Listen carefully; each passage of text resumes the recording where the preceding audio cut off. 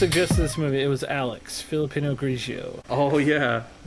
I'm surprised I've never seen it. Like I'm really, Yeah. I've seen it. I just never actually picked it up to watch it. I think I kind of know why I've never seen it, because like this movie came out in 1994, right? Something like that. Yeah, 95, whatever. Yeah, I wasn't allowed to watch certain movies around that time. Yeah. I was very young.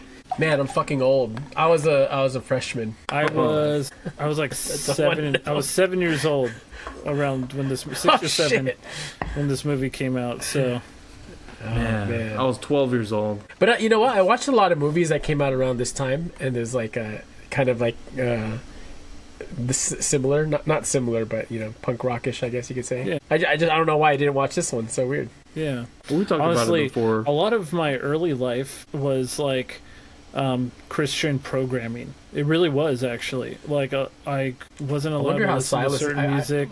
I wasn't allowed to watch certain things, listen to certain things, and it's just always been like, I was like, oh, Christian programming, go to church every Sunday.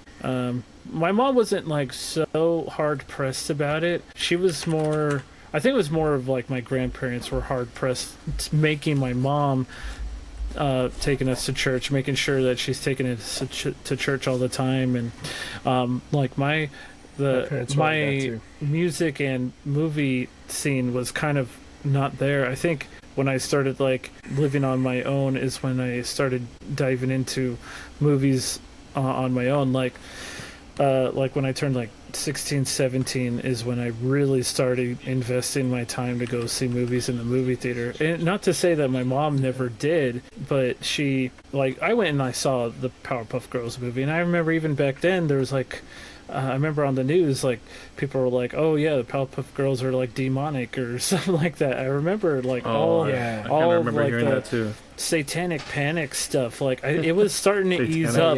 Yeah, well, Satanic Panic's a real thing, like in the 70s, 80s, and 90s, or not even 70s, like between the 60s and 90s, there was like a huge Satanic Panic thing going on, and everybody's like, yeah, television is like, everything on television is the devil and stuff like that. It's crazy. Like my mom wasn't hard pressed. Actually, my dad, when I was, I think around like 4 or 5 years old, like one of the first action movies I ever got to see was Terminator 2 Judgment Day.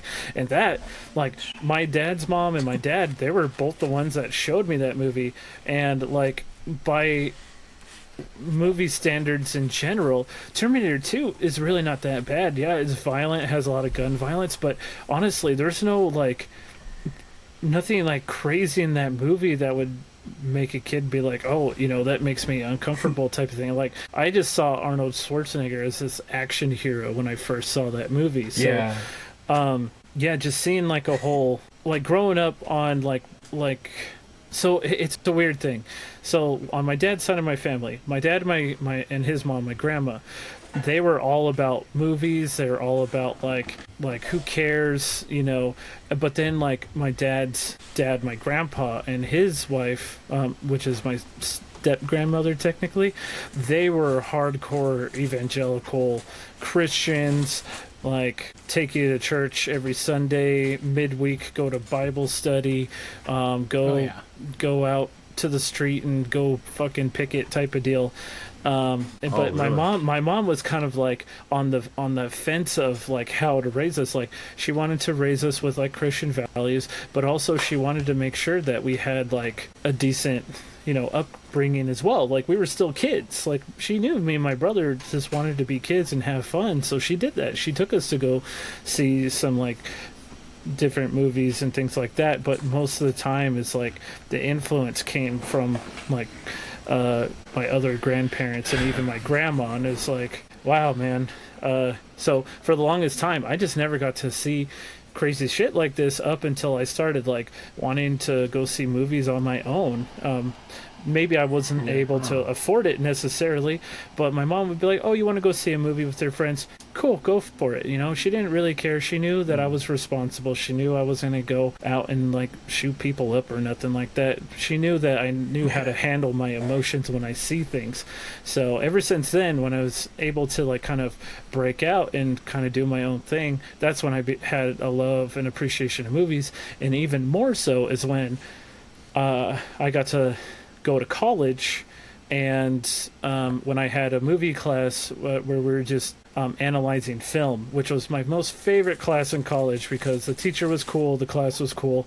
I got to watch a lot of cool movies like Akira, Grave of the Fireflies, and Memories, and that also spawned my love for the art of film and anime, especially like not even just any anime, just like theatrical anime in particular. So anyway, that's enough of that. I can talk about it for much longer and go through the history point by point, but we don't have a lot of time. So yeah, we almost had a similar upbringing in terms of like attending church and stuff, and being it's sheltered and not, because I was probably around the same age too. Like 1995, I think the only movies that I saw in the theater was Stop or My Mom Will Shoot, Home Alone, Lion King. Oh, good movie. Yo, my dad took me to see Jaws and Full Metal Jacket double feature first time in the movie theater. I was like, yo, that's kind of intense for I don't know how old I was, but I was pretty young. Bathroom scene. Wow. Yeah. And then I think we talked What about the fuck is this? It's a donut. I think Why is there a donut? Sorry, go ahead. I think our uncle was like the one that really helped us. Yeah. Be able to access all those this kind movies of, in the theaters, Lion King, Home Alone, Double Time Impact. I didn't get to Double watch Impact. Time Yeah. Double Impact. We all watched with Uncle Rudy. Stop or My Mom Will Shoot was our mom took us. No, that was Uncle Rudy. No, I remember it was mom at the Dollar Theater. You sure? Yeah. And then what was? Oh, it's slipping my mind. It's slipping. This brain is thinking about food now. Oh, I love it. I lost it, but No, maybe it's okay. it'll come back to it. It'll come back. Yeah. Some Let's wrap it up. psychologist guy I saw on TikTok said no two children grow up in the same household. Like, same parents, physically the same house, same parents, but you have two completely different upbringings. As evidenced by Arnold's upbringing versus Alex's upbringing. I don't know your guys' brother, but versus his upbringing, I'm sure. Yeah. So Same it's with interesting. Me and my sister. Yeah. It's interesting to think that like you can have like Justin. I'm sure you and your brother have two completely different viewpoints on your guys' upbringing. I'm sure my sisters and I. Donnie, do you have siblings? Donnie, you do have siblings, right? Yeah, my sister and I, 6 years apart. Same thing, completely different. Completely different. Same parents, probably, right? Same household and everything. But same parents, same household. Yeah. Different dynamic with your mom and dad. Different dynamic with your extended family. I think that's. I don't know if it's if the sex had anything to do with it, right? Like, it's a girl versus a boy. Like, right. they're more paranoid with her because. That's how a parents Filipino are. thing. Very. It's very Filipino thing. Yeah. Women, You're a girl. Men are treated differently. Yeah. At least back in those days. I just consider that we all had different side quests in life, even though we were under the same roof. Oh, yeah, for sure. For sure. You think about everything you've gone through in life, right? And we've all ended up here on this show together talking about movies for 5 years. A few little breaks in between, some host changes here and there, but that's okay. Things happen, but we're still doing it, and that's the biggest difference between anybody who just does it consistently and someone who just talks about doing it and never actually shits or gets off the pot, right? So. Because I hear all the time people who are like, I want to do a podcast. Well, what do you want to do a podcast about? I don't know. I'm like, okay. What? Yeah, it's funny. I hear about like that, like different stories, but in different things too. Like I have a coworker, right? And I was like encouraging. I was like, yeah, you should be an artist an artist alley in like an anime convention. You should really go for that. And I told him like I know people who could like get you in like. into that different world. I even like suggested different YouTubers, like because I've been like kind of like watching all these different YouTubers, like how their process is to become like how to do conventions, right? How they do their merch, how they set up and everything like that, and how different conventions, how they do at different conventions. And I'm like, dude, I could give you a list of these YouTubers, and you could probably get a lot of good pointers and see how to become an artist in an artist alley. And like, he's yet to follow up with me on that sort of stuff. He's like, oh yeah, I really want to do it. And it's a bummer to see that, because you know all these like really talented people. Like, he's talented, and it's a shame to see all these people who have potential and they just never fall through. You know, like, I'd rather like see somebody try and fail, because like, God knows I did that a lot in my career. But you know, at least I tried, and you know, it was one of those things where like my therapist, he told me that. Like, it was one of those things where I was like kind of like self-conscious, and he was like, you know what, Alex, you've done so much stuff in your life. You've tried so many different things, and you were like successful to a certain degree.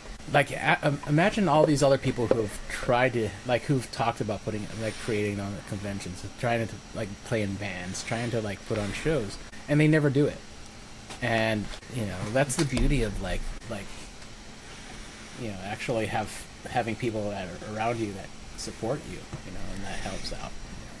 You know, and I think that's true too, because man, never in a million years did I ever think I would be helping you put on a convention. Never in a million years did I think I would sell merch at any point of my own. You know, never in a million years did I ever think that anybody would want to come buy stuff at my booth at like First Friday and stuff. And it's like all of that felt really good, you know, because I did it. You know, I put my best foot forward, did the best I could. It may not have been perfect, but I can say that I did it, and not a lot of people can say that. You know, you just the thing is, nobody lies on their deathbed and says, you know what, I wish I had done less stuff throughout my life. Yeah, it's always I wish I did. It's the John. I was just reading it. John Lennon quoted a journalist, Alan Sanders, when he said the phrase in one of his songs, "Life is what happens when you're busy making other plans." It's a great quote.